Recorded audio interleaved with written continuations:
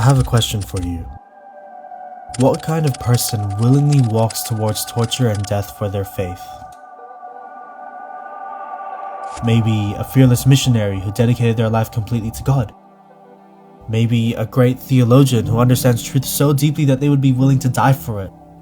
Or maybe a holy monk who spent their entire life in prayer, sacrifice, and devotion. When people think of Christian martyrs, they often imagine men and women who seemed extraordinary from the very beginning. People with unshakable faith, with fearless conviction, and a courage far beyond ordinary people. But what if I told you that one of the greatest martyrs in Asian history was none of those things? He wasn't a famous preacher, he wasn't a great missionary, not a priest, not a renowned scholar, or anything like that. But he was a husband.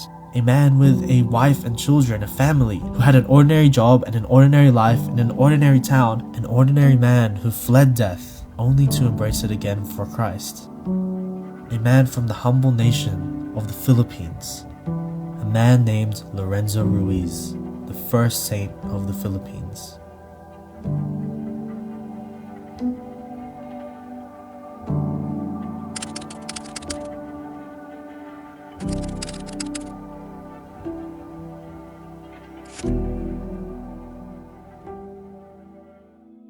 So how did God turn an ordinary Filipino man into one of the bravest martyrs in Asian Christian history? So let's go back to November 28, 1594 in a small port town called Binondo in the city of Manila when Lorenzo Ruiz was born. Lorenzo was a sign of a Chinese father and a Filipino mother, both of whom were Christians who raised him carefully in the Catholic faith. Growing up between two cultures, Lorenzo learned both Tagalog and Chinese from a young age. During the early 1600s, Christianity in Asia was expanding rapidly, with missionaries bringing the gospel across India, China, and Japan. And at the center of much of this missionary activity stood one city, Manila. The Philippines had become one of the great Catholic strongholds in Asia. Catholicism was not simply present in Manila, it was everywhere. It was a part of everyday life and the culture itself. And Lorenzo grew up in this incredibly Christian environment. Although Lorenzo was surrounded by great missionaries moving across Asia, he himself never dreamed of becoming a missionary. Lorenzo was simply part of the ordinary rhythm of Catholic life in Manila. He didn't have any ambitions to become a priest, nor did he have any dreams of martyrdom. He was simply living a normal life. He was educated by Dominican fathers where he learned to read and write Spanish. That was something that was relatively uncommon at the time, so he was definitely intelligent and well educated. Eventually, his education allowed him to work as a clerk and a calligrapher. This is where he would carefully copy official documents by hand. It was steady work, it was respectable work, and it was the kind of work that allowed a man to provide for his family. And that was exactly the life that Lorenzo wanted. Not fame, not adventure, not martyrdom, just a normal life. He married a woman named Rosario, and together they had children. He worked, he supported his family, he attended mass, he prayed, and lived quietly like countless other Catholics throughout Manila. And honestly, if you had met Lorenzo during this time, you probably would not have remembered him as someone destined for sainthood. He was a simple husband, a father, and an ordinary lay Catholic trying to live a decent life. And maybe that's what makes his story so powerful, because holiness often begins in ordinary places. Not everyone begins as a fearless saint, and Lorenzo was no exception, because at some point, his ordinary life suddenly shattered.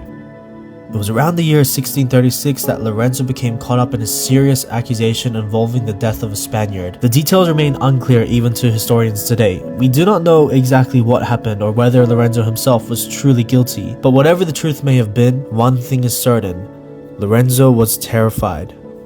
During this time, the Philippines was under Spanish colonial rule. He knew that he could not survive a legal battle against the authorities. A Filipino during this time who was accused in the death of a Spaniard could very likely face execution. So he did what many frightened people do when confronted with death. He ran. For a time, he went into hiding, but the authorities continued searching for him, and Lorenzo knew he could not remain a fugitive forever. He needed somewhere to disappear, so he eventually confided in a priest named Father Domingo Gonzalez, who told him about a ship that was departing from Manila. Its destination was tied to the dangerous underground mission connected to Japan, a mission already becoming infamous for persecution and martyrdom. Some historians believe that Lorenzo thought the ship was bound only for Macau. Others believe that he understood the danger that awaited him. But fear changes how people think. Lorenzo was not dreaming of martyrdom, nor was he trying to become a hero. He was simply trying to escape. And so in desperation, Lorenzo sought refuge with the missionaries and departed with them. In that moment, he left behind everything. Maybe he believed that somewhere beyond Manila he might finally find safety. But instead, this frightened man who was fleeing death was sailing directly towards one of the most brutal Christian persecutions in history.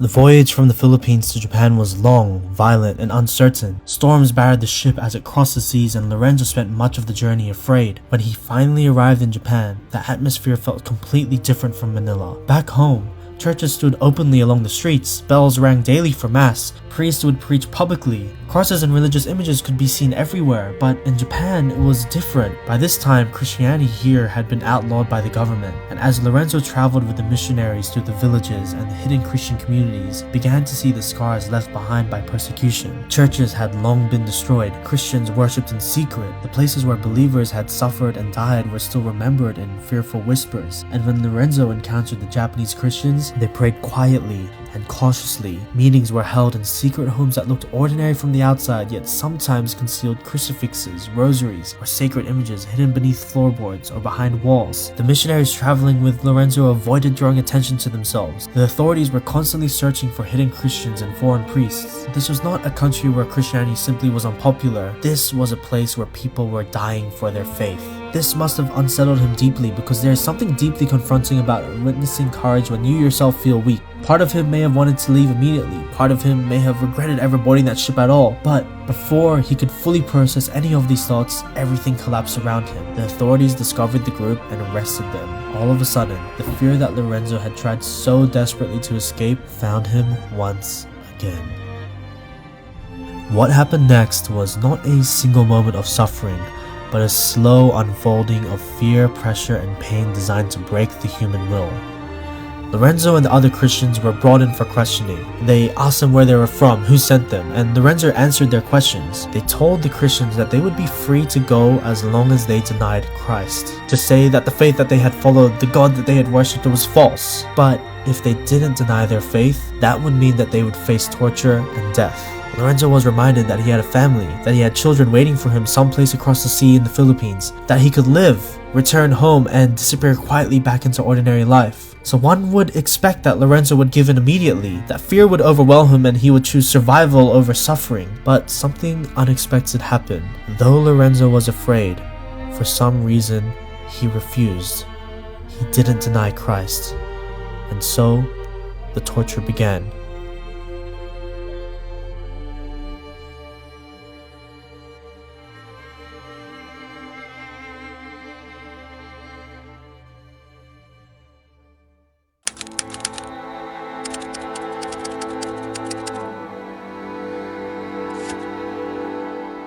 Over the following few weeks, Lorenzo was subjected to some of the most horrific physical abuse possible. First, he was constantly beaten. He was treated not as a person but as something to be broken. He was beaten, bashed, insulted, and mocked and pressed again and again with the same demand: renounce Christ and live. At one point, the persecutors placed before him an image of Christ and commanded him to trample upon it as a sign of apostasy. But again, for some reason, Lorenzo refused. When this coercion failed, the violence intensified. He was subjected to burning forms of torture, where heated instruments were applied to the body as a means of forcing confession or denial. The intention was not only pain but exhaustion, to wear down the will through repetition and suffering. After each session, the same demand returned: deny Christ and you will be freed. And still, for some reason, Lorenzo would not do it. So when this coercion failed, the persecutors decided to use another, more intense method of torture. They forced him to ingest huge amounts of water, a form of torture intended to cause extreme internal distress and a sense of suffocation or drowning. Water was forced into the body until the person could endure no more, followed by physical pressure to expel it violently, often through blows or compressions to the abdomen. Throughout all this torture, Lorenzo was repeatedly told the same promise: a promise of life, freedom, return to his family, and all that he had to do was just to renounce Christ. But again and again and again, Lorenzo endured and pushed through his tears and his cries of anguish, and he did not deny Christ. The persecutors became frustrated. To them, it was clear that Lorenzo would not apostatize through any ordinary means, so the authorities resorted to the most severe forms of execution used during the persecution of Christians in Japan, something called anatsurushi, meaning hanging in the pits. In this method, the condemned were bound and suspended upside down, lowered into a pit. The body was not immediately killed, instead it was left to endure prolonged suffering, sometimes for hours or even days. The strain on the body, the pressure on the head, and the slow weakening of life made it an excruciating form of death. Even here, the goal remained the same: apostasy. A cut in the ear was sometimes used to relieve pressure slightly, prolonging consciousness and giving repeated opportunities to renounce the faith. But again, even in experiencing the worst pain possible, Lorenzo didn't yield.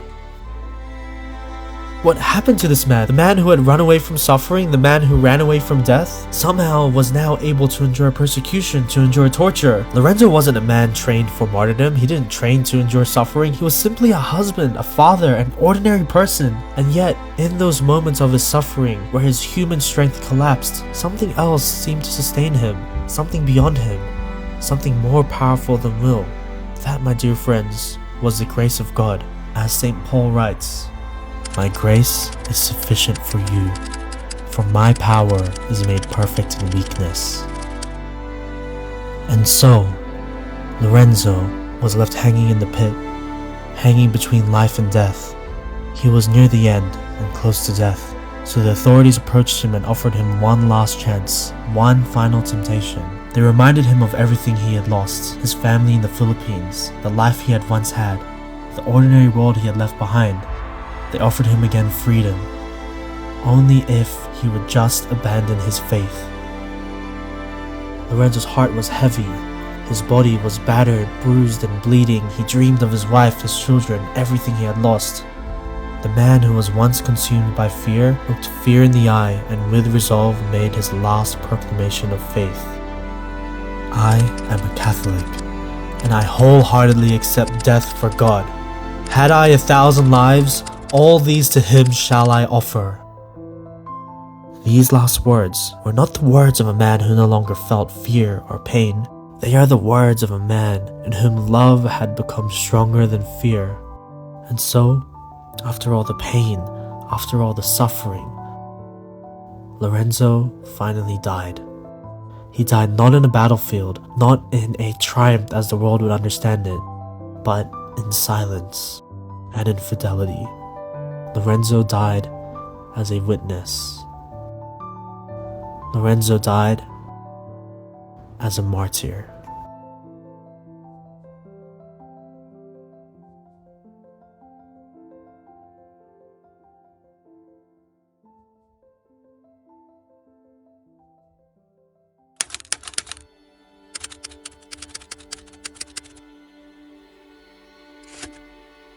When historians write about Lorenzo, they don't remember him as somebody fearless, not as somebody born as a hero. The man who had once ran from death became a witness strong enough to face it for Christ. That transformation is the real miracle of this story. Sometimes God takes ordinary people, weak people, fearful people, and slowly transforms them into saints. The story of Lorenzo reminds us of something deeply hopeful.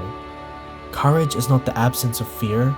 Holiness is not the absence of weakness. God works through both. The frightened and weak man who had once fled Manila eventually became one of the greatest martyrs in Christian history. Lorenzo wasn't a saint because he was always perfect. He became a saint because he continually chose Christ. And both you and I were all called to be saints. So let's remember the great Saint Lorenzo Ruiz. That despite our imperfections, despite our anxieties, despite our fears or insecurities, just like him, let us continue to choose Christ daily, no matter the cost.